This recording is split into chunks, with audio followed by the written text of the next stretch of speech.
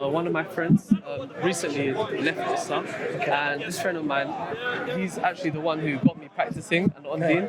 That's why it kind of hit deeper a bit for me. And I don't know, I felt guilty in a way. So that's why I thought I want to come and ask these questions, because these are his actual questions. And I tried addressing it, but obviously I'm very limited knowledge compared to someone like yourself. I don't know about that. You might be surprised. Go on, inshallah. Okay, so I'll start with one of his first questions. It's regarding the apostasy law. Could they be executed? The answer to that is yes. First thing here is, it's not unique to Islam. It exists in Christianity and Judaism. That's the first thing. Okay. The second thing here is that there are so many nuances there, though, to this subject. Assalamu alaikum, brother. What's your name? Rayan. Rayan? Rayan. Walaikum salam. What's your question, brother? Okay, so my first question. So firstly, just a bit of background. One of my friends recently left Islam, and this friend of mine, he's actually the one who got me practicing and on deen. And so that's why it kind of hit deeper a bit for me. And I don't know, I felt guilty in a way. So that's why I thought I want to come and ask these questions, because these are his actual questions. And I tried addressing it, but obviously I'm very limited knowledge compared to someone like yourself. I don't know about that. You might be surprised. Go on, inshallah. Okay, so I'll start with one of his first questions. It's regarding the apostasy law. Now, just before I ask, correct me if I'm wrong. So obviously the apostasy law applies for someone who's already a Muslim. They leave Islam, but they have a 3-day waiting period, right? And if it's the case they don't come back to Islam after that 3-day waiting period, is it the case that they're simply executed, or is it looked at in a case-by-case study? It's not just black and white like that. Yeah. So it definitely is not a black and white issue. Sure. And so many things are taken into consideration. Now, the interesting thing is that the Prophet Muhammad, peace be upon him, even at that time, there were people who were apostates, and they weren't executed. There were people who are worse than apostates, because we're told that the people who will be at the lowest part of hell will be the hypocrites. And at the time of the Prophet ﷺ, he knew who the hypocrites were. Okay. And he gave that list to a Sahabi, a companion. Sure. So after the Prophet passes away, that these people should not get authority or leadership. Who was that companion? The name of the companion escapes me. Okay. But inshallah, I'll type it up. We'll try and put that on the video, the link, on the video, inshallah. So the Sahabi was given the list. Now, the second Khalif, Umar Khattab radiallahu anhu, he went to this Sahaba knowing that he's got this list. And the Prophet told him, he said that the Prophet told him not to disclose the list to anybody.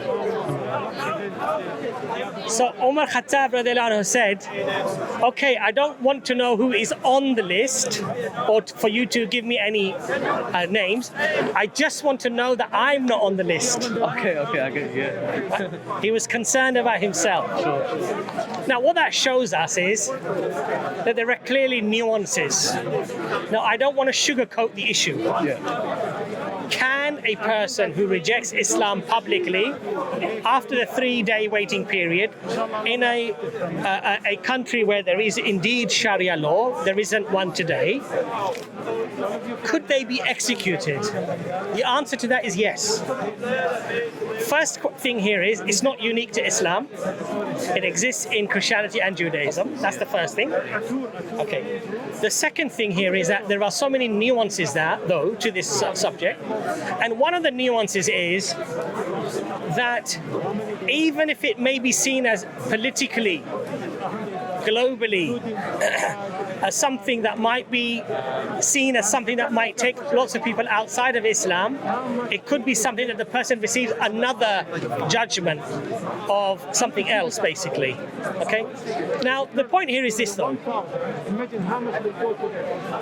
Often what people do is they conflate leaving Islam to committing the actual act of apostasy. Many people leave Islam Islam. There's a difference between that Rida and Yeah, so what I'm trying to say to you is that many people leave Islam. Any country of the world you go to, Pakistan, India, Saudi Arabia, there are lots of people who've left Islam. None of them have been executed. but I mean they're not Sharia. No, but I'm just saying, Okay. even in Muslim-dominant countries, none of them have been executed. So the act of apostasy is just greater than somebody who doesn't practice Islam and has somewhat, say, secretly left Islam. Okay, yeah. There is nobody's allowed to go and investigate if this person isn't praying and he's been caught with alcohol and he's womanizing and he's gambling. That means he's apostatized. That means he needs to be executed. No. So that's the first thing. Now, in an Islamic country, the rights of the individual do not trump the rights of society as a whole. So if any action causes disunity, disruption, dissension, then that is dealt with very severely. As an individual, you can do what you like in the privacy of your home, privacy of what you want to do in your life, but you can't make this now public and encourage others to do so, because this has an effect of dysfunctional societies, fragmenting societies, and potentially causing problems in society. So you're not permitted to do that. So that's why it is, but there are nuances, and those need to be discussed. They don't need to be watered down, and people can't say, no, the rule for apostasy is that you can never be executed. That's not true. That's a lie. That's a lie as well. So we need to be true about that.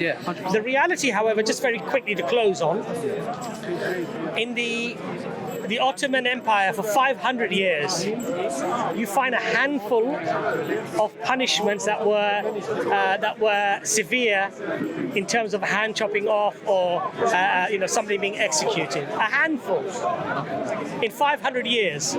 So this is not how people assume it to be today. Is there a source that's I can find it, inshallah, but offhand I can't remember it. Okay. But you can study this. But for 500 years, it was literally a handful of cases.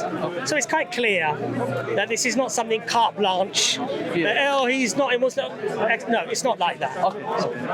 I'm just going to give like a hypothetical scenario. So in this case, let's say my friend who's an ex-Muslim, he publicly says that, you what guys, I am an ex-Muslim, but I still respect you guys regardless. I still respect the fact that you guys pray. I have an immense level of respect for your discipline. Because this is what he says. He said, you know what? Hands up, I did leave Islam, but my love for you still remains the same, and I still have so much respect for those who go to the mosque, who pray. This is what he says. Fine. So in a Sharia law state, with that attitude that he has, with him publicly saying that, as well as publicly saying that he has respect, how would that work? Would he be executed? To be honest, the thing here is this. I can't really make that judgment call. Because this would go to court. It would be heard exactly what he said, how he said it, whether he's of sane mind, whether he's retracting his statement and keeping it private. There are so many nuances that would apply. Now, to be honest though, is there a possibility if all of the dominoes line up or all of the balls line up, right, that he could be executed? Yes. So now, what would a person do? What a person would do in that situation is, you respect the law of the land that you're in. It doesn't matter whether you agree with the law, you don't agree with the law. It doesn't matter whether you think it's severe or not severe. What you do is, you've got to leave Islam. You make it a private matter and you leave Islam. There's nothing wrong with that. But the consequence of you telling others or encouraging others to also leave have very grave consequences for them. But what if he doesn't encourage anyone? No, but you see, that might be seen as an encouragement. So just because, a mere statement that, guys, I have left Islam. Because we have to be practical about these things. When somebody says, I've left, what does it do? You start thinking, why did you leave? So now you start talking to the person. Now he creates doubt in other people's minds. Now other people leave Islam. Now what happens? Some of them start drinking alcohol. Some of them start gambling. Some of them start fornicating. Like a chain reaction. It's a chain reaction. So corruption spreads throughout the land. end. So Islam has a very pragmatic approach to this. Keep your sins private. Keep your apostasy private. The second you make it a public matter, it now brings in the public into that sin, and it can have a chain reaction. Now, what is the chain reaction for us? Disobedience of Allah subhanahu wa ta'ala, leaving the religion of Islam, going to the hellfire. Now, if we truly believe that what we have is from Allah, and we can establish that through evidence and reasoning and arguments, why would we allow people to take people away from this? Why would we allow people to make people disobedient of Allah and potentially to go to the hellfire? I would say the execution of that person is much less than the thousands of lives that he will ruin that will end in the hellfire. I understand. You know what? It's interesting because I actually brought this similar argument to him because I said, look, we can't just cater for one person. You know, at the end of the day, it's the community that matters. We have to make sure there's order and security within the land. But at the same time, his argument was, well, I mean, look, like I said, I'm a respectful person. If I can't even have the freedom to just say publicly, not in a disrespectful way, not because I want to drag people along with me, if I don't even have the freedom, I'm not asking for much, just to say that, guys, you know what, I'm not Muslim, you know. See, the thing is this, he's judging that action as a trivial action. What do you mean by trivial action? Not very big, not very important. He's judging the action not to really be very big. He's judging it not to be very grave. But those things can explode and create bigger problems. But the point here is, whose judgment is important on this matter? His, mine, Allah subhanahu wa ta'ala's judgment. And this is what it comes down to. We Muslims need to stop apologizing. We need to stop sugarcoating. If Allah says this is a great evil, and in my sight it is a greater evil than an execution, then all I need to establish, did Allah actually say that? And if Allah did say that and I can establish that, we follow it. Then I hear and I obey. That's the sign of a Muslim. If it doesn't sit on my heart and it makes me feel, oh, but that's such a horrible thing, you know, and I'm just saying this and I'm just doing that. You keep your opinions to yourself. Ultimately, the opinion that matters is the one that created you. So, you know, the thing is, there is freedom. There is freedom if you want to leave and practicing Islam. You have to keep it quiet. But you don't make it public and you don't encourage others, because in Islam it's seen as a desertion. Desertion is seen as a treason. It's a form of treason.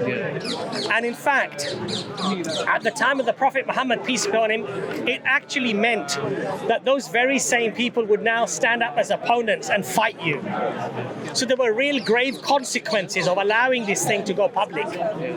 So I think that's what we need to bear in mind. It's like prevention is better than cure, right? Absolutely. Rather than just preventing that, rather than having a whole war. And the point here to make to your friend is this: just because you think the matter is trivial or light, doesn't mean that it is so.